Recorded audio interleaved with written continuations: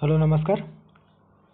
राज्यसेवा पूर्वपरीक्षा त्याचप्रमाणे कंबाईन पूर्वपरीक्षा 2024च्या अनुषंगाने आपण आपल्या टेलिग्राम चॅनलवर डेली क्विज फॉर्मॅटमध्ये आपण त्या ठिकाणी पोस्ट करत आहोत आणि त्या प्रश्नांचं विश्लेषण आपण एकंदरीत या यूट्यूबच्या माध्यमातून सविस्तर विश्लेषण करतो आहोत. ओके, सो या ठिकाणी आपण डे 23 मधला जे काही आपण पोस्ट इतिहास या विषयाअंतर्गत इतिहास पार्ट 4 अंतर्गत जे प्रश्न पोस्ट केलेले होते ते आपण सविस्तर या ठिकाणी बघणार आहोत. सो पहिला प्रश्न बघूयात. तर जो पहिला प्रश्न आहे 1886च्या कलकत्त्याच्या भारतीय राष्ट्रीय सभेच्या अधिवेशनात महाराष्ट्रातून आलेल्या नेत्यांनी केलेल्या आवेशपूर्ण भाषणे गाजली. त्यात दिनेशा वाचा, त्यानंतर आहे दाजी खरे आणि डॅश डॅश यांचा समावेश होता. अशा पद्धतीने ASO मेन्स 2022 मध्ये आपल्याला प्रश्न विचारण्यात आलेला आहे. ओके, सो 1886च्या जे काही कलकत्ता अधिवेशन झालेले होते त्यामध्ये महाराष्ट्रातून जे काही नेते मंडळी गेलेली होती तर त्यामध्ये जे काही नेत्यांनी आवेशपूर्ण भाषणे केलेली होती त्यामध्ये तर त्यात दिनेशा वाचा, त्यानंतर आहे दाजी खरे आणि डॅश डॅश म्हणजे अजून कोण यांच्यासोबत याच्यामध्ये या भाषणे करण्यामध्ये समावेश होता किंवा महाराष्ट्रातून गेलेल्या नेत्यांमध्ये समावेश होता. ओके, सो पर्याय या ठिकाणी दिलेला आहे अब्दुल लजीज, त्यानंतर आहे बाळ गंगाधर टिळक, त्यानंतर आहे मोरोपंत जोशी आणि गोपाळकृष्ण गोखले.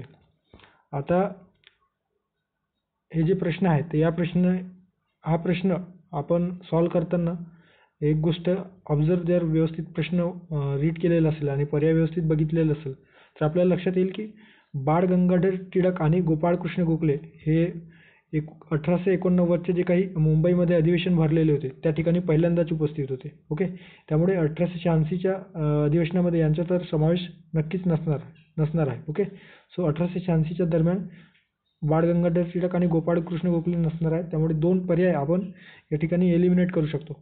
आता आपण 50-50 पर्यंत पर्यायापर्यंत पोहोचलेलो आहोत. ओके, अब्दुल अजीज, मोरोपंत जोशी.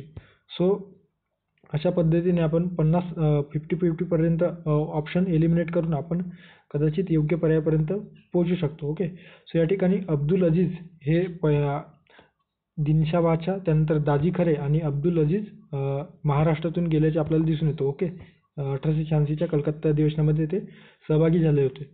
सो भारतीय राष्ट्रीय काँग्रेस अधिवेशन 1886 हे आपल्याला इंडियन नॅशनल काँग्रेसचे दुसरे अधिवेशन म्हणून दिसून येतात. ओके, सो 27-30 डिसेंबर दरम्यान कलकत्ता येथे पार पडल्याचे दिसून येतो.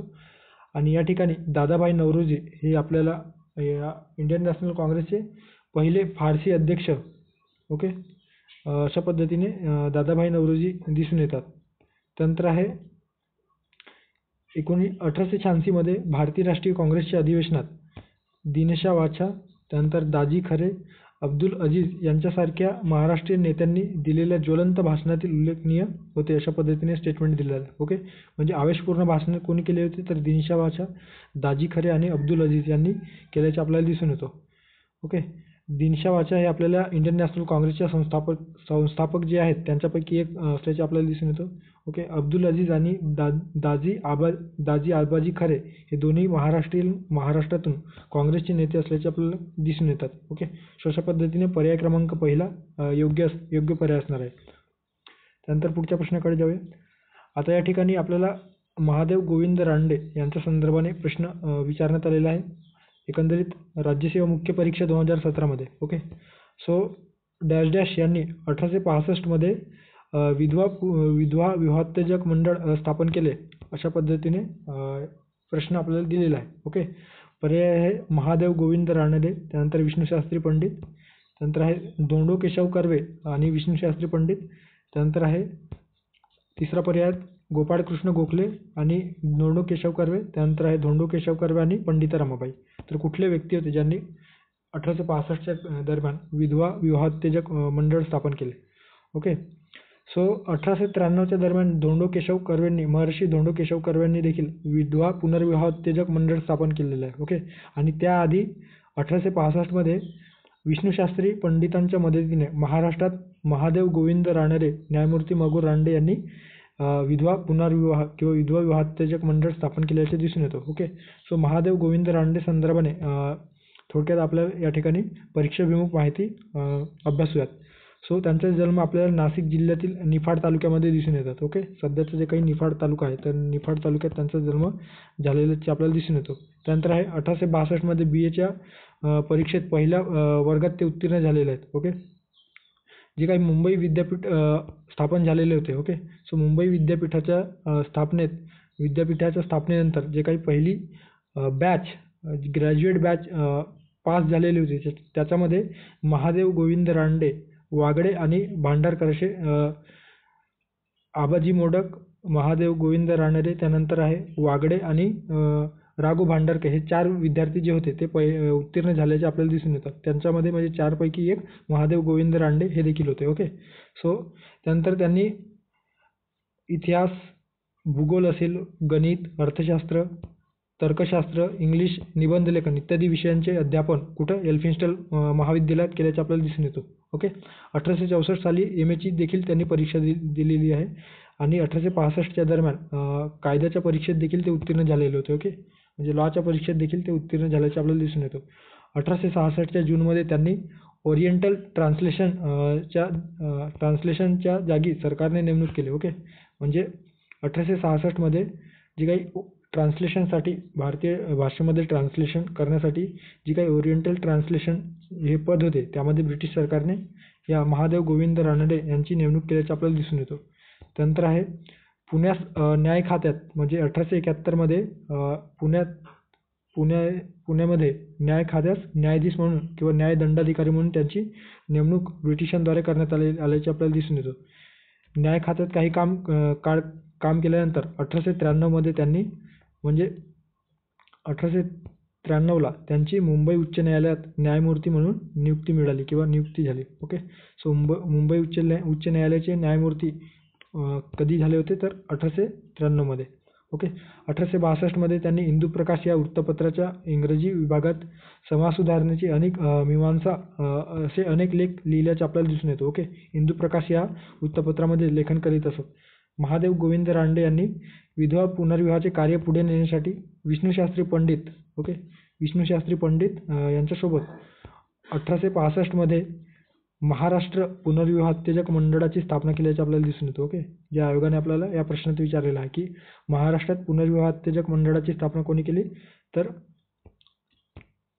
महादेव गोविंद रानडे आणि विष्णुशास्त्री पंडित. ओके, सो पर्याय क्रमांक पहिला योग्य पर्याय असणार आहे. त्यानंतर 1871मध्ये पुणेवरून ते म्हणजे 1871मध्ये त्यांची पुण्याला बदली झाली आणि त्या ठिकाणी पुण्यात सार्वजनिक सभेची जी काही सूत्रे आहेत ते त्यांच्या हाती आल्याचे आपल्याला दिसून येतो.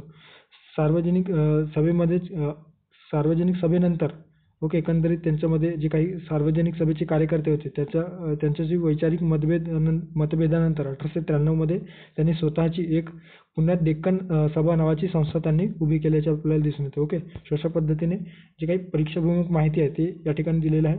सोबतच जे ग्रंथोत्तेजक मंडळाची जी स्थापना आहे. ओके, ग्रंथोत्तेजक मंडळ कोणी स्थापन केलेले होते तर महादेव गोविंद रानडे यांनी स्थापन केल्याचे दिसून येतो. ओके, सो अशा पद्धतीने तुम्ही लक्षात ठेवू शकता. पुढे जाऊया. त्यानंतर आहे PSI पूर्व परीक्षा 2013मध्ये विचारलेला प्रश्न, हॅम्लेट या नाटकाचे विकार विलसित या नावाने भाषांतर मराठी भाषांतर कोणी केलेले आहे? अशा पद्धतीने विदा सावरकर, गोपाळ गणेश आगरकर, महर्षी धोंडो केशव कर्वे, विष्णुशास्त्री पंडित. सो गोपाळ गणेश आगरकरांनी जे काही विल्यम शेक्सपियरचे जे काही हॅम्लेट नावाचे जे इंग्लिशमध्ये नाटक होते त्याचे मराठीमध्ये विकार विलसित या नावाने मराठी भाषांतर केल्याचे आपल्याला दिसून येतात. कोणी तर गोपाळ गणेश आगरकरांनी. ओके, सो त्यांच्याविषयी थोडक्यात या ठिकाणी माहिती बघूयात. एक बुद्धी प्रामाण्यवादी विचारवंत थोर समाजसुधारक म्हणून त्यांची भूमिका भारतीय आणि एकंदरीत महाराष्ट्रीय इतिहासामध्ये खूप महत्त्वाची आपल्याला दिसून येतो. त्यांचा जन्म सातारा जिल्ह्यातील टेंभू या गावी झाल्याचे आपल्याला दिसून येतो. पुण्यात लोकमान्य टिळक आणि विष्णुशास्त्री चिपळूणकर आणि गोपाळ गणेश आगरकर या तिघांनी मिळून न्यू इंग्लिश स्कूलची स्थापना 1880मध्ये केल्याचे आपल्याला दिसून येतो. ओके, तसेच टिळकांसोबत केसरी जे मराठी भाषेमध्ये प्रसिद्ध व्हायचे आणि मराठा जे इंग्रजी भाषेमध्ये प्रसिद्ध व्हायचे असे पत्रे देखील त्यांनी चालू केले. ओके, ते स्वतः केसरी या वृत्तपत्राचे संपादक म्हणून कार्य केल्याचे आपल्याला दिसून येतो. ओके, डेक्कन एज्युकेशन सोसायटीच्या माध्यमातून फर्ग्युसन महाविद्यालयाचे प्राचार्य म्हणून 1892 मध्ये देखील त्यांनी कार्य केल्याचे आपल्याला दिसून येतं. ओके, सो फर्ग्युसन महाविद्यालय जे आहे त्याचे प्राचार्य देखील 1892 मध्ये ते होते. त्यानंतर आहे टिळकांशी जे काही आधी समाज सुधारणा की आधी जे काही राष्ट्रीय मध्ये जे ब्रिटिशांची जी काही दडपशाही होती, त्या दडपशाहीशी सुधारणा करण्याच्या हे जे काही वैचारिक मतभेद निर्माण झाले, तर त्यांच्यातून टिळकांशी वैचारिक मतभेद होऊन ते केसरीतून बाहेर पडले 1887 मध्ये आणि आपल्या क्रांतिकारक सामाजिक विचारांच्या प्रतिपादन व प्रसारणासाठी त्यांनी सुधारक हे वृत्तपत्र 1888 रोजी सुरू केल्याचे आपल्याला दिसून येतं. ओके, सुधारक कोणी सुरू केलेले आहे तर गोपाळ गणेश आगरकर यांनी 1888 मध्ये सुरू केल्याचे आपल्याला दिसून येतं. त्यात राजकीय आणि अर्थशास्त्रीय विषयक जे काही लेख आहेत ते प्रसिद्ध व्हायचे.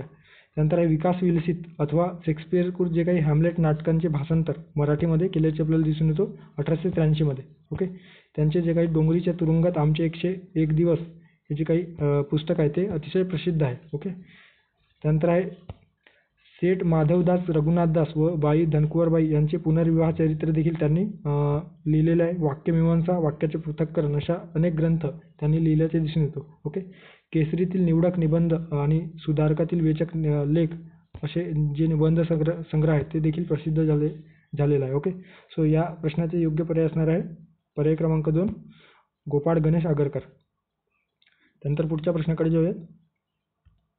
आता या ठिकाणी संघटनांची ज्या काही वेगवेगळ्या कामगार संघटना आहेत त्या कामगार संघटनांच्या कालानुक्रमानुसार मांडणी करा अशा वनसेवा मुख्य परीक्षा 2016 फॉरेस्ट मेन्समध्ये 2016 मध्ये आपल्याला विचारलेलं आहे. Okay, Bombay postal union, Bombay mills association, त्यानंतर आहे ऑल इंडिया ट्रेड युनियन आणि सोशल सर्व्हिस लीग.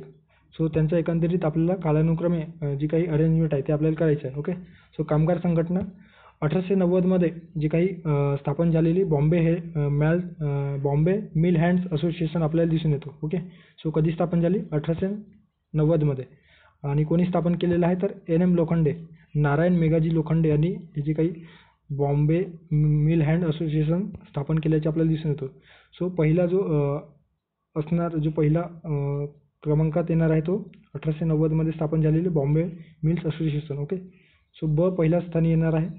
सो प्रत्येक पर्यायामध्ये पहिल्या स्थानी आहे. त्यानंतर दुसरा जो आहे 1897 मध्ये railway servant society of India and Burma अशी एकत्रित सोसायटी स्थापन झाली. त्यानंतर 1905 मध्ये प्रिंटर्स युनियन स्थापन झाले. प्रिंटर्स युनियन या ठिकाणी प्रश्नात दिलेले नाही ते देखील लक्षात ठेवा. कलकत्ता येथे प्रिंटर्स युनियन देखील स्थापन झाल्याचे आपल्याला दिसून येतं.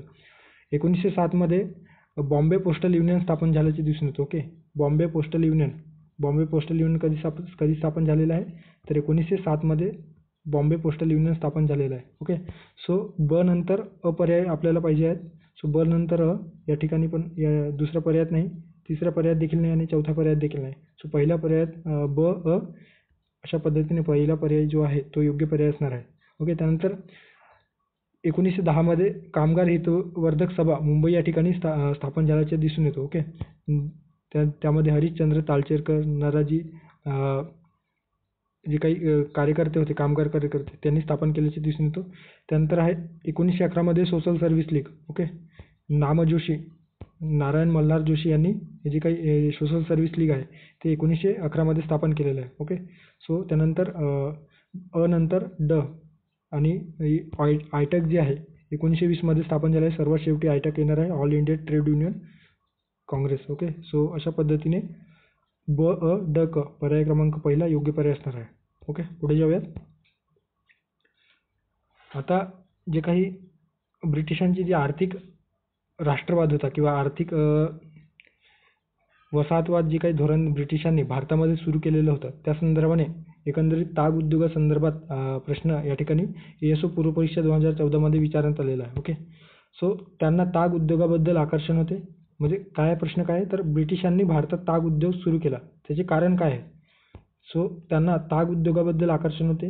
त्यानंतर भारतीय उद्योगधंद्यांचा विकास करणे हे त्याचे मुख्य उद्देश किंवा कारण होते का. त्यानंतर क स्टेटमेंट आहे भारतीयांना रोजगार मिळवून देणे आणि ड जे स्टेटमेंट आहे त्याच्यामध्ये वाढती मागणी एकंदरीत तागाची जागतिक स्तरावर वाढती मागणी आणि अधिक नफा मिळवणे हे त्याचे उद्देश होते किंवा कारण होते. सो कुठले जे कारण आहे ते बरोबर आहे. ओके, जेव्हा भारतातील जे काही ताग उद्योग, विशेषतः जो काही पश्चिम बंगालचा प्रदेश आहे, पश्चिम बंगाल, झारखंड या ठिकाणी ताग उद्योगाचा जो त्यावेळेस विशेषतः 19व्या शतकाच्या उत्तरार्धामध्ये आपल्याला दिसून येतो की ताग उद्योग प्रचंड प्रमाणामध्ये आपल्या भारतीय आशिया म्हणजे भारतीय उपखंडातून विदेशामध्ये म्हणजेच आंतरराष्ट्रीय स्तरावर व्यापार होत असे. ओके. आणि एकंदरीतच इतर देशांच्या तुलनेत आपल्या भारतीय जे काही ताग उद्योग आहे ते प्रचंड किंवा ते तागची जी काही क्वालिटी आहे. ओके. सो त्याची क्वालिटी इतर देशांच्या किंवा इतर आंतरराष्ट्रीय स्तरापेक्षा खूप अतिशय किफायतशीर होती आणि ती गुणवत्ता अगदी चांगल्या पद्धतीने आपल्याला त्या ताग उद्योगासंदर्भात आपल्याला त्या ठिकाणी दिसून येतो. ओके. सो एकंदरीत आकर्षण त्यांना होते का, तर ऑफकोर्स. नंतर आहे भारतीय उद्योगधंद्यांचा विकास करणे. तर भारतीय उद्योगधंद्यांचा विकास करणे हा नसून त्यांना स्वतःचे जे काही उद्योगधंदे स्थापन केले, कच्चा माल म्हणून ते ताग भारतातून कमी किमतीमध्ये शेतकऱ्यांकडून घ्यायचे आणि तेच त्याच्यावर प्रोसेस करून ते इंग्लंडला पाठवायचे आणि तेथून त्यावर प्रोसेस किंवा व्यवस्थित त्या ताग जे काही उद्योग आहे त्याच्या वेगवेगळ्या वस्तू तयार करण्यासाठी त्याचा वापर व्हायचा आणि ते जे काही झालेला जो अंतिम वस्तू आहे तो इतर आंतरराष्ट्रीय स्तरावर आंतरराष्ट्रीय बाजारपेठेत नेऊन ते विकायचे. ओके. सो जे स्टेटमेंट आहे ते चुकीचे असणार आहे. त्यानंतर भारतीय रोजगार मिळवून देणे हे देखील चुकीचे आहे. ओके. काही भारतीय रोजगार वगैरे मिळवून देण्याचा काही त्यांचा उद्देश नव्हता, तर स्वतःचा आर्थिक जी काही इच्छाशक्ती आहे किंवा आर्थिक लाभ आहे तो करून घेणे हे त्यामागची भूमिका होती. ओके. नंतर स्टेटमेंट आहे वाढती मागणी. ऑफकोर्स त्यावेळेस वाढती मागणी होती आणि अधिक नफा कमवणे हे त्यांचे मुख्य उद्देश होते. सो आणि योग्य पर्याय असणार आहे आणि बाकी जे आहेत ते चुकीचे असणार आहे. ओके. सो पर्याय क्रमांक 4 योग्य पर्याय असणार आहे. पुढे जाऊयात. नंतर आहे किंबर्ले क्लॉज हा शब्दप्रयोग कोणत्या कायद्यात करण्यात आल्याचे आपल्याला दिसून येतो. ओके. सो 1861चा इंडियन कौन्सिल ॲक्ट, 1858चा हिंदुस्थानबद्दलचा कायदा, नंतर आहे 1892चा इंडिया कौन्सिल ॲक्ट आणि 1909चा भारतीय सुधारणा कायदा. सो जे काही किंबर्ले क्लॉज आहे ते किंबर्ले क्लॉज कोणत्या ॲक्टमध्ये आपल्याला करण्यात दिसून येतो. सो 1892चे जे काही इंडियन कौन्सिल ॲक्ट आहे त्यामध्ये आपल्याला हे जे काही किंबर्ले क्लॉज आहे ते केल्याचे आपल्याला दिसून येतो. काय आहे क्लॉज, तर सदस्यांना मतदानाचा अधिकार नसताना अर्थसंकल्पावर चर्चा करता येणार अशा पद्धतीची जी काही चर्चा आहे ते या किंवा तरतूद आहे ते या किंबर्ले क्लॉजच्या माध्यमातून आणि त्या संदर्भात पाठपुरावा प्रश्न विचारण्यासही मनाई करण्यात आलेली होती. ओके. म्हणजेच 1892च्या ॲक्टमध्ये जे काही भारतीय होते त्या भारतीय सदस्यांना जे काही कायदेमंडळ होते त्या कायदेमंडळामध्ये जे काही ब्रिटिश गव्हर्नमेंटचे जे काही अर्थसंकल्प होते त्या अर्थसंकल्पावर चर्चा करण्याचा अधिकार या किंबर्ले क्लॉजच्या माध्यमातून देण्यात आलेला होता. मात्र त्यांना कुठल्याही या अर्थसंकल्पाच्या जे काही तरतूद आहे किंवा विधेयक आहे त्यावर मतदानाचा अधिकार किंवा पूरक प्रश्न विचारण्याचा अधिकार देण्यात आलेला नव्हता. ओके. सो अशा पद्धतीने 1892चा इंडिया कौन्सिल ॲक्ट हे योग्य पर्याय असणार आहे, पर्याय क्रमांक 3. ओके. आता ॲडिशनल इन्फॉर्मेशन काही या ठिकाणी दिलेलं आहे ते तुम्ही बघू शकता. ज्यामध्ये अधिकृत जे काही बहुमत होते त्यात राखीव व प्रांतीय विधान परिषदेतील जे अशासकीय सदस्यांची संख्यामध्ये वाढ करण्यात आल्याचे आपल्याला दिसून येतं. ओके. ज्यामध्ये मुंबईत 8 सदस्य केंद्रीय व प्रांतीय विधानसभेतील, त्यानंतर आहे मद्रासमध्ये 20, बंगालमध्ये 20, उत्तर पश्चिम प्रांतामधील प्रांतीय विधान परिषदेत 15 सदस्य आणि अवध प्रांतात 15 अशासकीय सदस्यांची वाढ करण्यात आल्याचे दिसून येतो. तर केंद्रीय विधान परिषदेमध्ये किमान 10 आणि कमाल 16 अशा पद्धतीने सदस्य संख्या वाढवण्यात आलेली होती.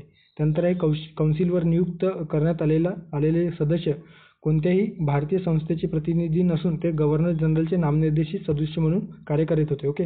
म्हणजे गव्हर्नर जनरल जे काही नामनिर्देशित सदस्य भारतीय नामनिर्देशित सदस्य त्या ठिकाणी या इंडियन कौन्सिल ॲक्टच्या माध्यमातून केंद्रीय आणि प्रांतीय विधिमंडळामध्ये नेमणूक केल्याचे आपल्याला दिसून येतो. ओके. त्यानंतर आहे निवडून आलेल्या सदस्यांना अधिकृत आणि अंतर्गत बाबीवर चर्चा करण्याची मुभा देण्यात आलेली होती. ओके. आणि त्या संदर्भाने हे किंबर्ले क्लॉज आपल्याला दिसून येतो. गव्हर्नर जनरल इन कौन्सिल भारताच्या सेक्रेटरी ऑफ स्टेटच्या मान्यतेच्या अधीन राहून सदस्य नामनिर्देशनासाठी नियम ठरवण्याचा अधिकार देखील देण्यात आलेला होता.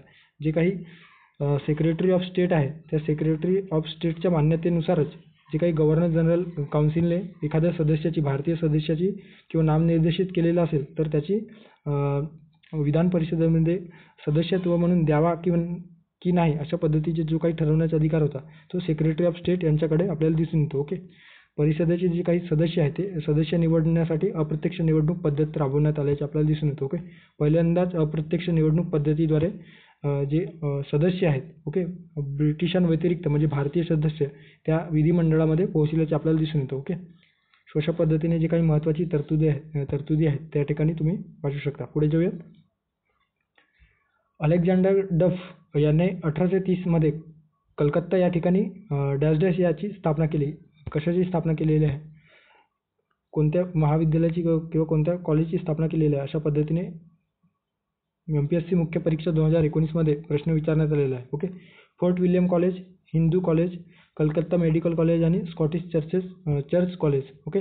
सो स्कॉटिश चर्च कॉलेज हे भारतातील जुने Christian liberal arts and science college आपल्याला दिसून येतो. ओके. पश्चिम बंगालमधील कोलकाता येथे हे कॉलेज आपल्याला दिसून येतो आणि या संस्थेची स्थापना अलेक्झांडर डफ, ओके, अलेक्झांडर डफ या स्कॉटिश मिशनरीने 1830 मध्ये 13 जुलै 1830 मध्ये केल्याचे आपल्याला दिसून येतं. ओके. सो अलेक्झांडर डफने कोणते कॉलेज 1830 मध्ये सुरू केलेले आहे? Scottish Churches College. Okay. Scottish Church College. नंतर आहे फोर्ट विल्यम कॉलेज. ह्या आपण ऑलरेडी आपल्या प्रश्न पत्रिका विश्लेषण सिरीज अंतर्गत बघितलेलं आहे. ओके.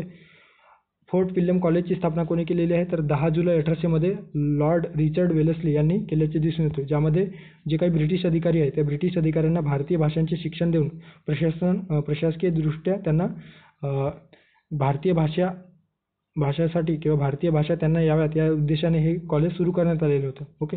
त्यानंतर हिंदू कॉलेज किंवा हिंदू स्कूल जे आहे, सुरुवातीला हिंदू स्कूल स्थापन केलेले होते. कोणी? तर राजा राममोहन राय यांनी 1817 या साली हिंदू स्कूल सुरू केलेले होते, ज्याला पुढे हिंदू कॉलेज या नावाने संबोधले गेले. ओके.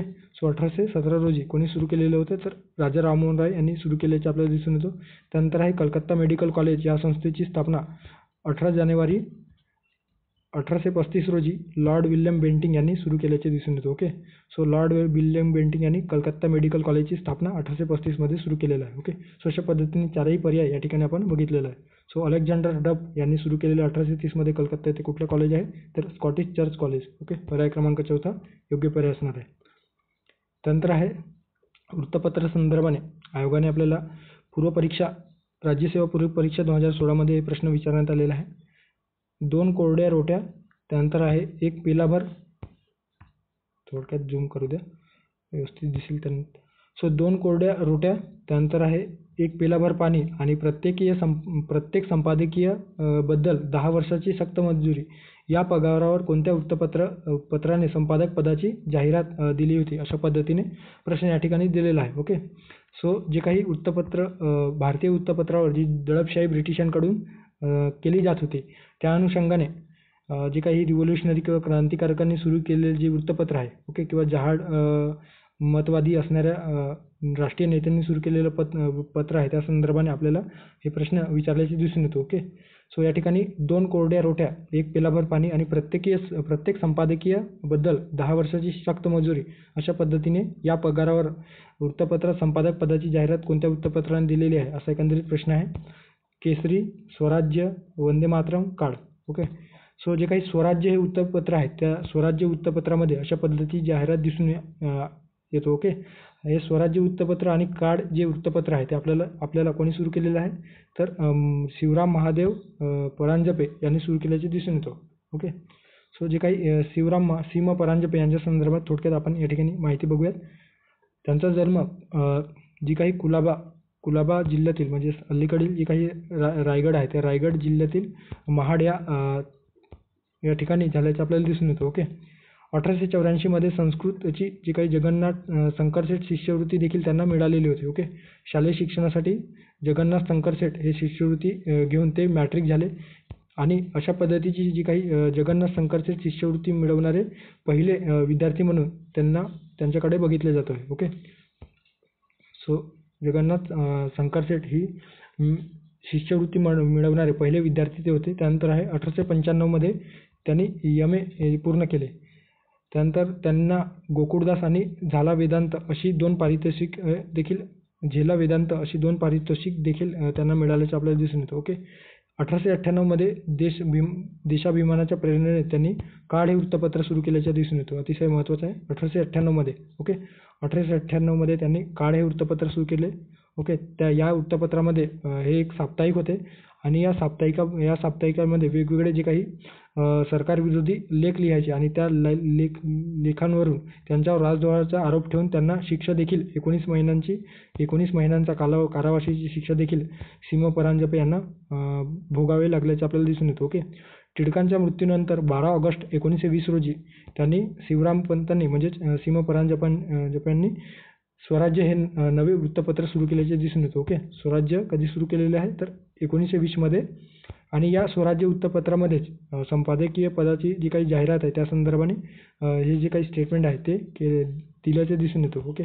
सो 1 मे 1922मध्ये मुळशी सत्याग्रहात देखील ते सक्रिय सहभागी होते. महात्मा गांधींचे जे काही सत्याग्रह आहे त्यामध्ये देखील ते सक्रिय सहभागी असल्याचे दिसून येतं. 1929मध्ये बेळगाव येथे झालेल्या मराठी साहित्य संमेलनाचे ते अध्यक्षपद त्यांनी भूषवलेले होते. ओके. त्यांनी प्रणयीचा मनोभंग नावाचे जे काही लेख आहे ते देखील लिहिल्याचे आपल्याला दिसून येतं. सो अशा पद्धतीने स्वराज्य आणि काळ हे वृत्तपत्र सिमो परांजपेने लिहिल्याचे दिसून येते आणि या वृत्तपत्राच्या माध्यमातून ब्रिटिशांविरोधी वेगवेगळे लेख त्यांनी लिहिलेले आहेत. ओके. आणि त्या संदर्भाने त्यांना शिक्षा देखील झाल्याचे आपल्याला दिसून येतो. सो पर्याय क्रमांक 2 योग्य पर्याय असणार आहे. त्यानंतर पुढच्या प्रश्नाकडे जाऊयात. या प्रश्नात आपल्याला सविनय कायदेभंग चळवळीत सोलापूर या ठिकाणी येथील कोणाला फासावर चढवले असा एकंदरीत फॉरेस्ट मुख्य परीक्षा 2016मध्ये प्रश्न विचारलेला आहे.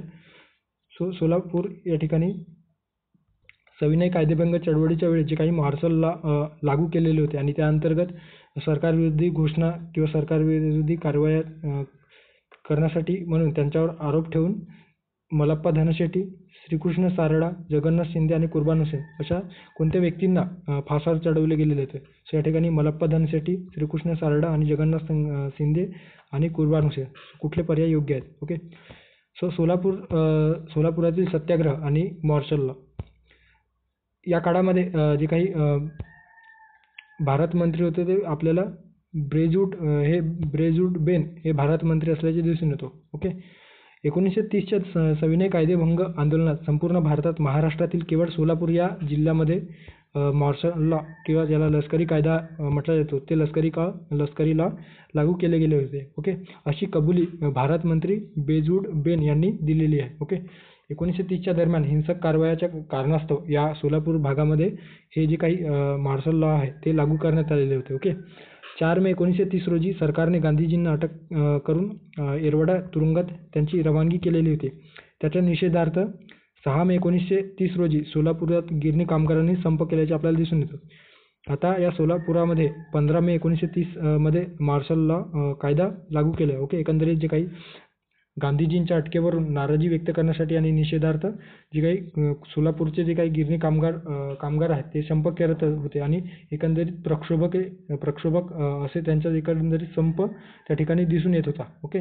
सो त्यांना दडपण्यासाठी त्या संपाला दडपण्यासाठी 15 मे 1930 रोजी जे काही तत्कालीन ब्रिटिश गव्हर्नर होते, तत्कालीन ब्रिटिश शासनाने मार्शल लॉ किंवा लष्करी कायदा सोलापूर या भागात लागू केलेलं होतं. ओके.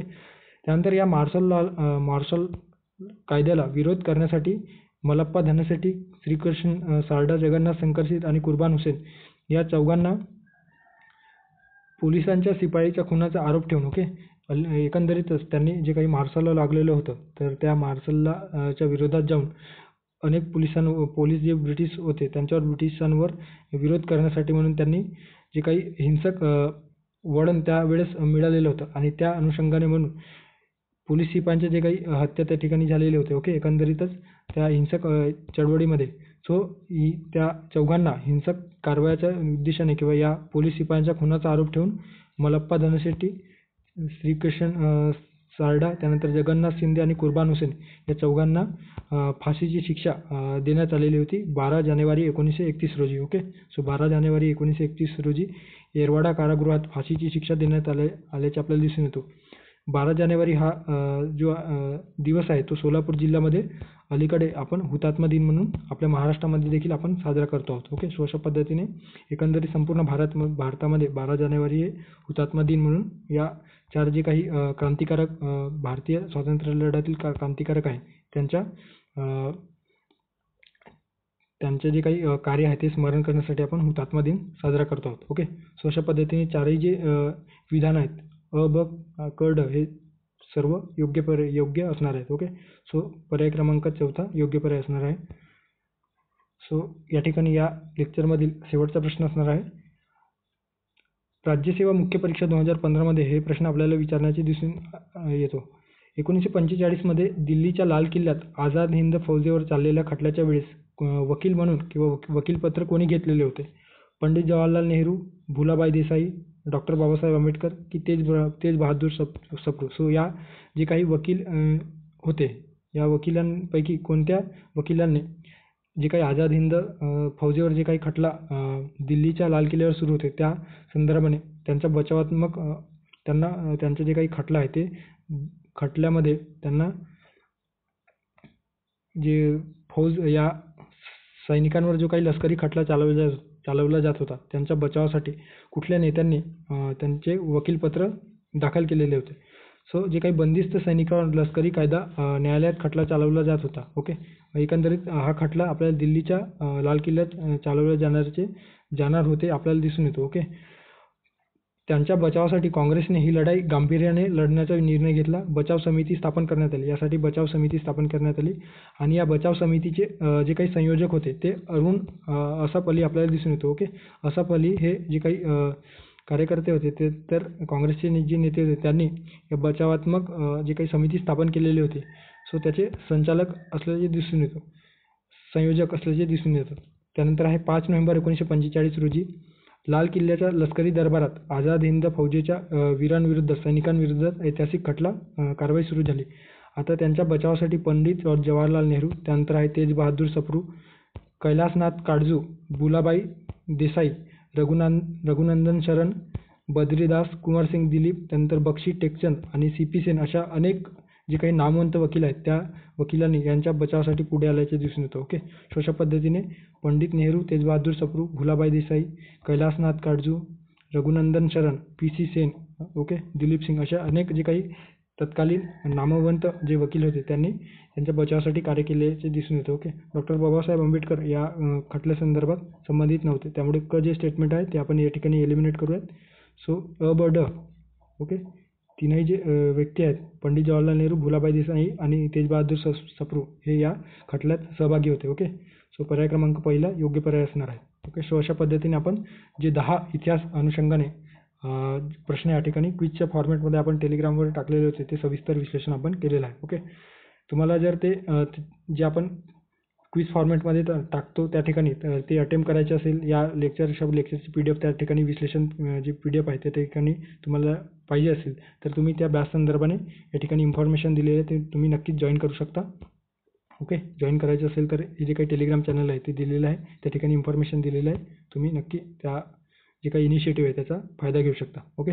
सो थांबूया त्या ठिकाणी, भेटूया एका नवीन व्हिडिओमध्ये. थँक्यू, धन्यवाद.